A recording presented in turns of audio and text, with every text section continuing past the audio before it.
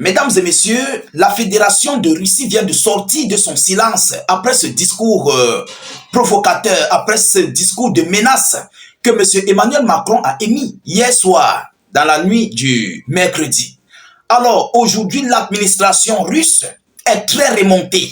Oui, ils viennent d'envoyer une grosse mise en garde par rapport à ce changement que l'Europe est en train de vouloir bouleverser sur cette négociation de paix entre la Russie et l'Ukraine, avec bien sûr les États-Unis d'Amérique qui jouent l'intermédiaire, un rôle phare pour mettre terme à ce conflit.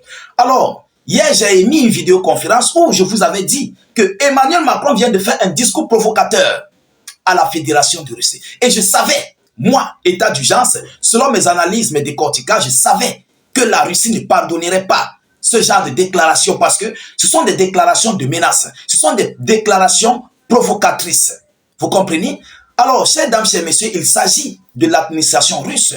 Monsieur Sergei Lavrov, monsieur Dmitri Peskov, le porte-parole du Kremlin, qui se sont déchaînés et ont décidé de se prononcer, mais officiellement. Et d'ailleurs, alors où je vous parle, ça fait la une des tapages médiatiques internationaux. Chers dames, chers messieurs, avant de continuer, j'aimerais d'ailleurs vous dire de mettre beaucoup de j'aime. Ça permet de sécuriser notre vidéoconférence, de la donner plus de visibilité et de faire en sorte que nos frères et confrères aussi qui cherchent nos actualités puissent la visionner grâce, bien sûr, à vos partages. Partagez au maximum. N'hésitez pas. Partagez massivement. Parce que ce conflit russo-ukrainien veut prendre une nouvelle tournure. Oui, les choses sont en train de se gâter. Je vous avais dit pour ceux qui nous suivent, le rôle de l'Europe dans ces négociations de paix était de troubler ces négociations de paix en question. Parce qu'ils se voient en fait perdants au sein de ces négociations de paix, plus précisément en Ukraine, concernant les terres rares, concernant les richesses ukrainiennes. Vous comprenez? Alors, ils ont vu que la Russie et les États-Unis d'Amérique veulent se partager le gâteau ukrainien sans l'Europe. Alors, il faut qu'ils détruisent ces négociations de paix. Et c'est ce qui est en train d'être fait. Mesdames, mesdemoiselles et messieurs, allons-y dans les profondeurs. Abonnez-vous au maximum, je vous en prie. Alors, le Kremlin et la diplomatie russe estiment que la France veut que la guerre continue et que les propos de Macron sont une menace pour la Russie. Le Kremlin dit que la France veut que ce conflit russo-ukrainien doit continuer. Et les propos d'Emmanuel Macron d'hier soir à son discours à la nation française représentent une menace pour la sécurité russe. Bien sûr, de partager sa dissuasion, la dissuasion nucléaire française avec les pays de l'Europe. Et le déploiement des soldats de l'Europe, de l'OTAN en Ukraine. Et là, c'est pour ouvrir un conflit contre la Russie. Vous comprenez? Alors, mesdames, mesdemoiselles et messieurs, le Kremlin a répondu ce jeudi, au discours mercredi d'Emmanuel Macron, qui a notamment mis en garde contre la menace russe. Selon Dmitri Peskov, le porte-parole de la présidence russe, cité par l'agence TASS, les déclarations de Macron sur la menace russe contiennent de nombreuses inexactitudes et ne mentionnent pas l'expansion de l'OTAN. Et ne mentionne pas l'expansion de l'OTAN. Cela donne le sentiment que la France veut que la guerre continue. Alors, autrement dit, les Russes, eux, ils sont prêts à la guerre. Ils sont prêts à la guerre. Bon, comme l'Europe veut que la France, tout ça là, ils veulent que la guerre continue, les Russes ne disent pas non. Vous comprenez? Ils ne disent pas non, ils sont prêts à tout. Ah oui, ils sont prêts à tout. Et ils vont continuer ce conflit avec les multiples décisions qui sont en train d'être prises du côté de l'Europe. Mesdames et messieurs, le porte-parole est d'accord avec les déclarations de Marco Rubio, le secrétaire d'État américain, qui a déclaré qu'il s'agissait d'une guerre par procuration entre les puissances nucléaires, les États-Unis d'Amérique, qui aident l'Ukraine et la Russie, et il faut qu'elles prennent fin. C'est Marco Rubio qui l'avait dit. Alors, il a poursuivi que les États-Unis ne sont pas un pays ami de la Russie, mais les deux pays tentent désormais de relancer leurs relations. Interrogé sur le déploiement des troupes européennes en Ukraine, il a ajouté que, je cite, « Il est évident que la Fédération de Russie n'acceptera pas de déploiement de contingents européens en Ukraine. La Russie est catégorique. La Russie est claire. Ils disent qu'ils ne vont jamais accepter le déploiement du contingent de paix, soit disant pour l'Europe que c'est un déploiement de paix sur le sol ukrainien. Vous comprenez? Ça, c'est pour déclarer un conflit à la Fédération de Russie. L'Ukraine ne fait pas partie de l'Union européenne. L'Ukraine ne fait pas partie de l'OTAN. Si, je le mets entre parenthèses, peut-être ils ont mis l'Ukraine dans l'Union européenne, mais à l'insu du monde, sur une voie non officielle. Vous comprenez? Peut-être que d'autres pays de l'Union européenne ne sont pas au courant. Peut-être tel est le cas. Tel est le cas peut-être.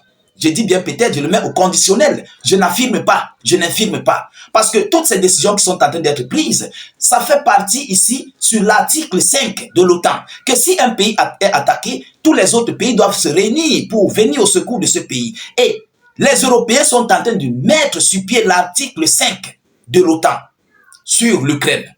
L'Ukraine qui n'est même pas d'ailleurs un pays de l'OTAN ni de l'Union européenne. Mais l'Ukraine est en train de bénéficier des multiples articles de l'OTAN. Alors, on va continuer en profondeur, mesdames et messieurs. De son côté, M. Sergei Lavrov, le chef de la diplomatie russe, a estimé que les propos du président français qui a évoqué la possible nucléaire, la possible d'une protection de l'Europe par le parapluie nucléaire français constituaient une menace pour la Russie. Ça, c'est Sergei Lavrov qui le dit. Il dit, je cite, « Bien sûr, c'est une menace contre la Russie. S'il nous voit comme une menace et dit qu'il est nécessaire d'utiliser l'arme nucléaire, de se préparer à utiliser l'arme nucléaire contre la Russie, bien sûr, c'est une menace, a déclaré Sergei Lavrov. Et évidemment, c'est une menace. Vous comprenez? Parce que si quelqu'un n'est pas une menace, pourquoi tu vas déployer ou bien tu vas vouloir partager ta puissance nucléaire, ton influence nucléaire à tous tes alliés de l'Europe et la brandir contre ton ennemi qui est la Russie? Alors, ce qui veut dire que les Européens voient la Russie comme une menace et ils veulent le menacer avec le nucléaire. Mais quel genre de nucléaire vous avez? Quel genre de nucléaire vous avez, mesdames et messieurs? Il faut qu'on se dise des vérités. La Russie a toutes sortes de nucléaires. Toutes sortes, tout type de nucléaire. Un nucléaire qui est capable d'atteindre l'Europe en moins de 5 minutes. Vous comprenez? Y compris les Oreshnik et tous les autres. Mais je ne sais pas ce que la France est en train de jouer avec ses alliés. Alors, mesdames et messieurs, il a aussi rejeté toute possibilité d'un accord avec Moscou sur le déploiement de troupes européennes de maintien de la paix en Ukraine pour garantir un éventuel cessez-le-feu. Il a rejeté, Sergei Lavrov, le ministre russe des Affaires étrangères, a rejeté tout type d'accord concernant le déploiement des troupes européennes, otaniennes, sur le territoire ukrainien. Ils sont catégoriques. On avait d'abord vu sur M. Dmitry Peskov, maintenant c'est Sergei Lavrov qui relaie la même chose. Mesdames et messieurs, il dit, je cite, « Nous ne voyons aucun compromis possible. Cette discussion est menée avec un objectif ouvertement hostile envers Moscou, a déclaré M. Sergei Lavrov. » Chers dames, chers messieurs, voilà ici une autre phase chaude de ce conflit russo-ukrainien qui prend de l'ampleur. Oui, ce conflit prend de l'ampleur, mesdames, mesdemoiselles et messieurs. L'heure est grave. L'heure est très, très grave. Et on ne sait pas ce qui va se passer dans les prochains jours à venir. Parce que, à l'heure où je vous parle, les États-Unis d'Amérique ont déjà presque tout suspendu à l'Ukraine. Donc maintenant, l'Europe est en train de relancer, l'Europe est en train de vouloir remplacer l'aide militaire américaine à l'Ukraine. Vous comprenez? Donc, autrement dit, s'ils parviennent à remplacer cette aide, à remplacer les multiples dépenses que Washington faisait à l'Ukraine, je ne vois plus pourquoi Volodymyr Zelensky ira encore signer l'accord cadre du côté des États-Unis d'Amérique. Je ne vois plus pourquoi. Parce que là, ils sauront déjà que, voilà, Washington a abandonné l'Europe, Washington a abandonné l'Ukraine, et aujourd'hui, l'Europe est capable de protéger l'Ukraine et de fournir à l'Ukraine tout ce qu'elle a besoin.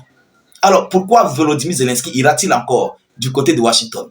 Grosse question. Et je vous avais dit hier que par rapport à cette lettre que Zelensky a envoyée à M. Donald Trump, c'était pour endormir les esprits américains et européens. Et c'est ce que nous sommes en train de constater. Et vous allez le constater. Parce que il est inadmissible que tu envoies une lettre pour vouloir revenir signer l'accord cadre, mais tu ne mets pas la date, tu ne mentionnes pas la date. Bon, c'est vrai, tu as envoyé, peut-être la date viendra prochainement via les canaux diplomatiques, mais au moins, tu dois au moins mettre le mois. Tel mois, je verrai, ou bien d'ici 2 mois, ou d'ici 3 mois, ou bien au 3e trimestre de l'année. C'est comme ça qu'on fait les choses. Mais tu mets les gens dans une confiance et par derrière, tu continues de t'apprêter pour la guerre. Mesdames, mesdemoiselles et messieurs, qu'est-ce que cela veut dire? J'avais décortiqué cette vidéo d'actualité, j'avais analysé et je vous avais dit, aujourd'hui, vous êtes en train de comprendre. Je vous avais bien dit que l'Europe va oser. Soyez-en sûrs, parce que je vois vos commentaires, je lis vos commentaires. Il y a beaucoup de gens qui disent, non, l'Europe a quoi? L'Europe peut faire quoi? L'Europe, leur but, ce n'est pas de faire la guerre, mais c'est de gâter les négociations de paix. C'est de gâter. C'est ça le réel but de l'Europe. Il faut le comprendre, il faut le savoir. L'Europe, c'est de gâter ces négociations de paix. Pourquoi? Parce que Washington veut tout prendre en Ukraine, la Russie veut tout prendre en Ukraine, et l'Europe qui, depuis 3 ans, est dans ce conflit, ne va rien bénéficier, alors ça ne les arrange pas. J'espère que nous sommes clairs. Mesdames, mesdemoiselles et messieurs, je continue de suivre cette actualité le plus près que possible. Je ne manquerai pas bien sûr de vous tenir informé de la suite de cette actualité très chaude et brûlante. De votre côté, continuez de rester au maximum prêt à nos différentes vidéos d'actualité. Continuez de vous abonner pour ne plus rater nos prochaines vidéoconférences parce que c'est très important, vous comprenez. Mettez suffisamment de j'aime et suffisamment de cœur pour ne plus rater, pour ne plus perdre notre chaîne, notre page Facebook et abonnez-vous. Ceux qui sont sur Facebook, le lien de notre chaîne YouTube se trouve dans la zone de commentaires. Allez-y, cliquez, ça va s'ouvrir automatiquement. Vous partez sur YouTube, vous vous abonnez pour ne plus rater nos actualités. Je vous reviens tout à l'heure pour une prochaine série d'actualités. Soyez encore salués une fois de plus. Ciao, ciao.